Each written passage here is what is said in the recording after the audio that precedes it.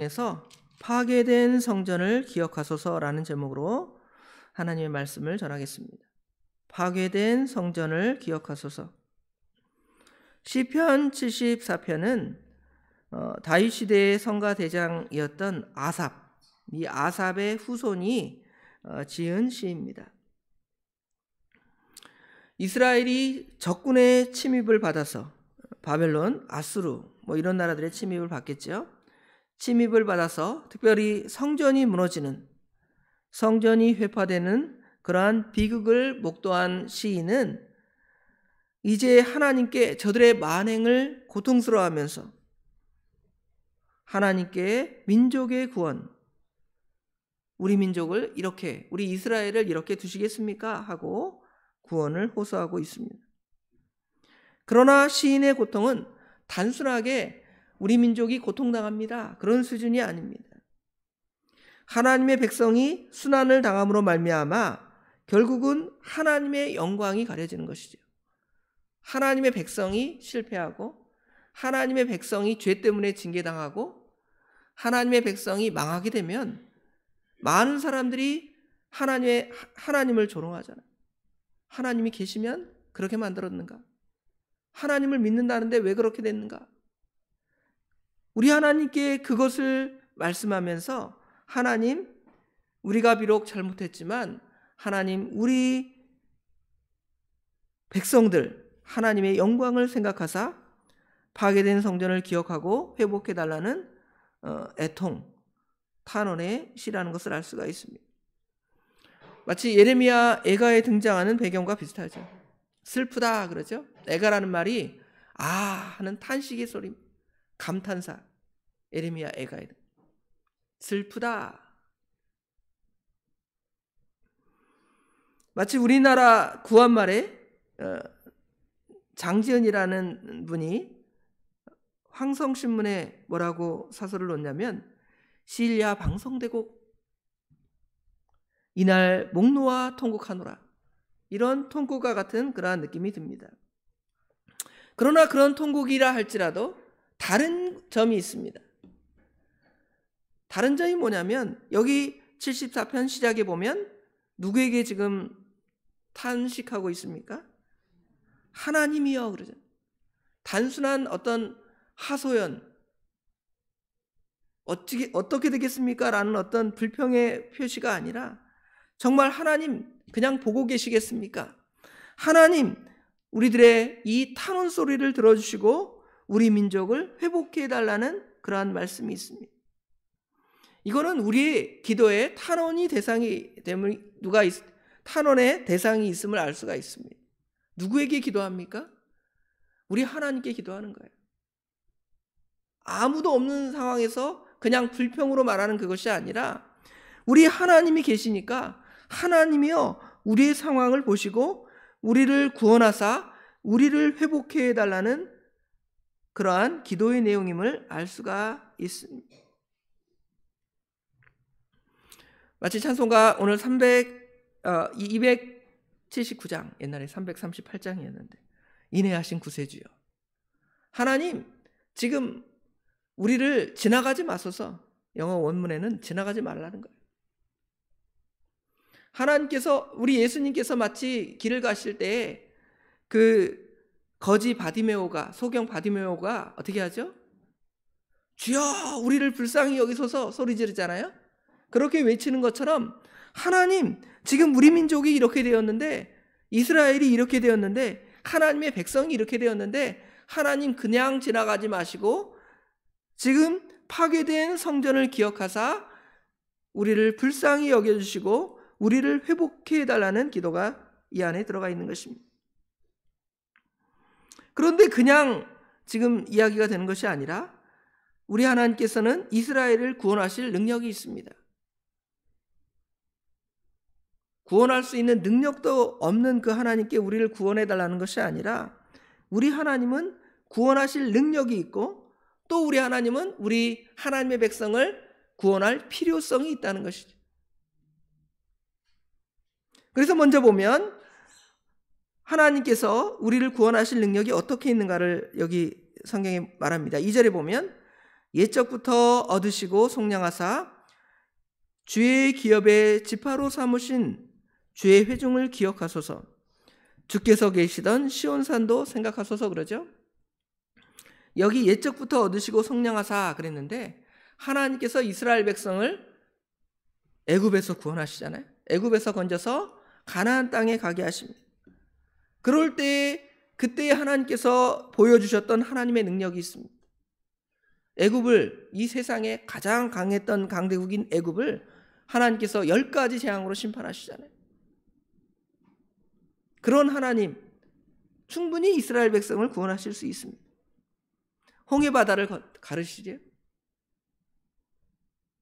또 요단강을 갈라서 이스라엘 백성들을 이제 여리고성에 들어가게 하시는 그러한 하나님이심을 우리가 알 수가 있습니다. 여기 13절 이하에 보면 주께서 주의 능력으로 바다를 나누시고, 바다를 나누시는 하나님, 또 물 가운데 용들의 머리를 깨뜨리시며, 마치 하나님께서 이 천지를 창조하실 때에 그 무혼돈의 상태에서 질서정연하게 빛부터 창조하시잖아요. 그런데 마치 바다를 나누는데 궁창을 나누시잖아요. 물을 나누시는, 바다를 나누시는 하나님, 용들의 머리를 깨뜨리시는 하나님은 사단의 그 역사를 막으시는 하나님입니다. 요한계시록에 등장하는 용, 뱀, 옛 뱀, 그러한 사단의 역사를 막으시는 하나님.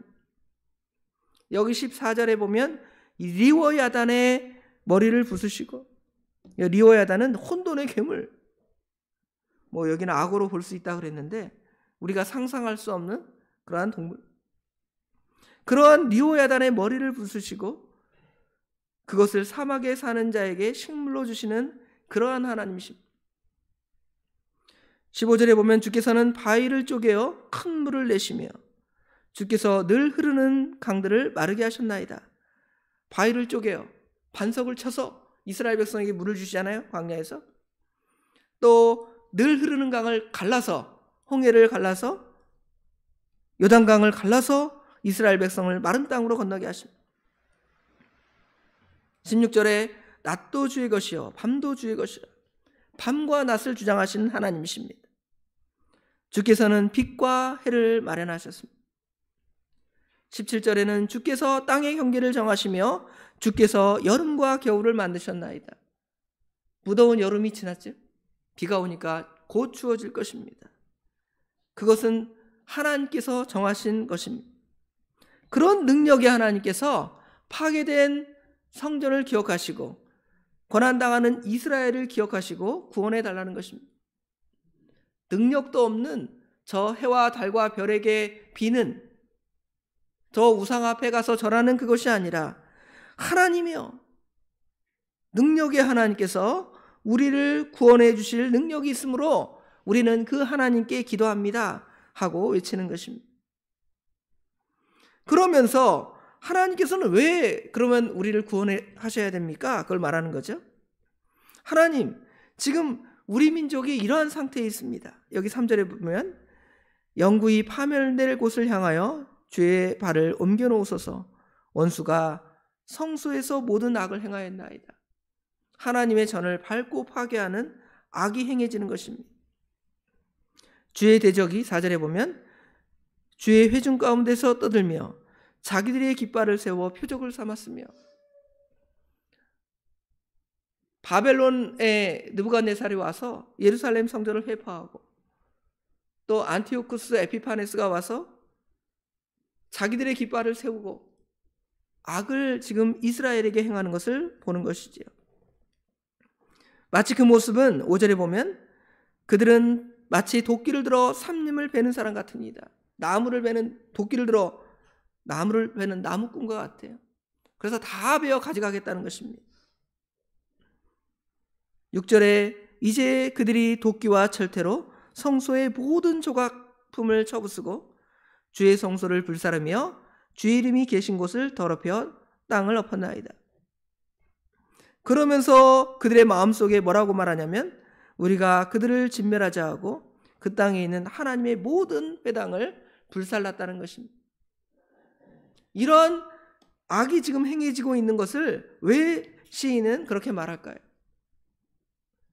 우리 민족이 이렇게 비참하게 됐습니다. 내가 이렇게 비참하게 됐습니다. 제 모양, 제 꼴을 보십니까? 라는 한탄이 아니라 오히려 하나님께서 하나님의 백성을 그렇게 만드신 것은 하나님의 영광이 가려지는 것입니다.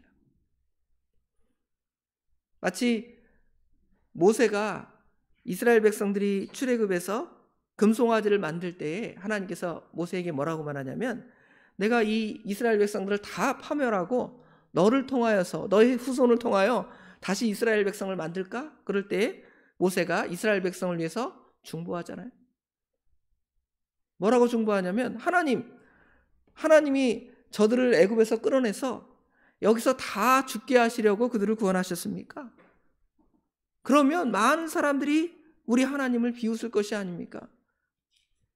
차라리 저들을 고쳐서 저들을 가나안 땅으로 데려가라는 모세의 중보 기도가 있는 것처럼 오늘 지금 이 비참한 모습, 제 모양, 제 모습을 지금 안 보고 계십니까? 하는 한탄의 내용도 있지만 하나님의 그 영광을 생각하시면 하나님께서 능력의 손을 꺼내서 여기 10절, 11절에 보면 하나님이여 대적이 언제까지 비방하겠으며 원수가 주의 이름을 영원히 능욕하리이까? 하나님의 이름이 능력받고 있는데 주님의 영광을 위해서는 지금 이 파괴된 성을 어떻게 해달라는 것입니까? 회복해달라는 것이죠. 주님의 그 오른손을 꺼내서 그 손으로 이스라엘 백성들을 구원해달라는 탄식의 기도가 있습니다. 오늘날 우리 믿음의 성도가 하나님의 말씀을 따라 순종하며 살아갈 때도 있지만 많은 부족함으로 연약함으로 죄를 짓고 넘어질 때가 있습니다. 그러면 하나님께서 사생자가 아니기 때문에 히브리서 12장에 보면 너희가 사생자가 아니라 그랬잖아요. 참아들이기 때문에 하나님께서 징계하고 또 어려움을 우리로 당하게 하신다는 것입니다. 그런데 그 어려움이 너무도 크고 정말 7년 대환란을 다 당하면 아무도 살아남을 것이 없는 것처럼 그렇게 망하면 많은 사람들이 하나님의 백성을 보고 뭐라 그래요? 하나님이 그렇게 능력이 없는 너희들이 믿는 하나님이 어떤 하나님인데 너희들을 그렇게 만들었느냐 하고 비난할 것이 아닙니까? 하나님의 약속의 말씀, 하나님의 언약을 눈여겨보다는 것이죠. 20절에 그 언약을 눈여겨보소서 무릇 땅의 어두운 곳에 포악한 자의 처소가 가득하나이다. 하나님의 그 약속의 말씀, 이스라엘 백성을 구원하셔서 가나안 땅으로 들이게 하시겠다는 아브라함과 맺은 언약, 또 모세와 맺은 시내산 언약, 이스라엘 백성과 맺은 그 시내산 언약을 기억하면 우리를 계속 이 상태로 두지 아니하실 것입니다. 그래서 하나님께서 나중에 바벨론에서 70년 후에 이스라엘 백성을 돌아오게 하시잖아요. 우리도 마찬가지예요. 우리가 고난을 잠시 당하고 어려움을 당하지만 하나님께서는 우리를 영원히 그렇게 두지 아니하십니다. 왜냐하면 하나님의 백성에게는 하나님의 이름의 영광이 있기 때문에 그렇습니다. 여러분 다 하나님의 백성이잖아요. 하나님의 자녀잖아요. 그렇기 때문에 우리는 하나님께 기도하는 거예요. 제가 잘못했습니다.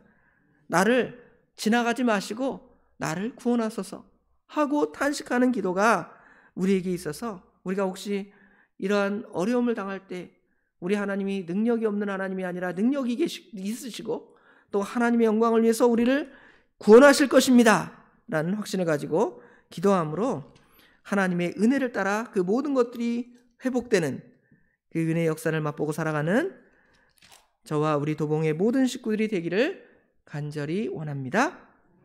기도하겠습니다. 아버지 하나님, 은혜와 사랑을 진심으로 감사합니다. 오늘 또 저희들을 사랑하셔서 저희들의 단잠을 깨워 하나님께 나오게 하시고 말씀을 통하여 우리 하나님께 하나님의 백성이 고난당함, 그것이 우리 죄 때문이고 또 하나님께서 우리를 영원히 그 죄로 인한 멸망에 두지 아니하시고 구원하실 것을 확신함으로 우리 하나님께 기도합니다. 우리 하나님은 우리를 이런 환난에서 구원하실 능력이 있으신 분이십니다.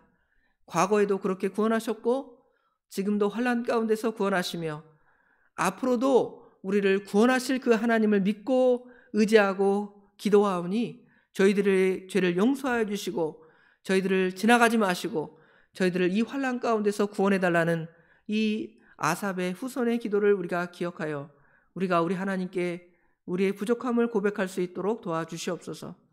그래서 하나님의 영광이 가려지지 아니하고 하나님의 영광이 회복되고 하나님의 은혜가 회복되는 아버지 하나님 그러한 삶을 살게 해달라고 기도했던 것처럼 우리도 혹시 우리 심령 가운데 이러한 흑암이 있고 정말 죽을 코에 빠진 같은 그러한 마음에 있다면 우리 하나님께 그렇게 기도함으로 우리 하나님으로부터 참된 위로를 받고 그 능력 가운데 모든 것을 회복하는 저희들이 될 수 있도록 우리 하나님 도와주시옵소서. 아버지 하나님 오늘 또 하루를 주신 것 감사합니다. 우리에게 하루의 생명을 더 연장하여 주시는 것은 하나님의 선하신 뜻을 이루라고 이렇게 하루하루를 연장시켜 주심을 믿습니다. 그 뜻을 순종하는 하루가 될 수 있도록 우리 하나님 도와주시옵소서. 모든 것 우리 주님께 맡깁니다. 우리 주님께서 함께하여 주실 줄 믿사옵고 예수님의 이름으로 간절히 기도드리옵나이다. 아멘.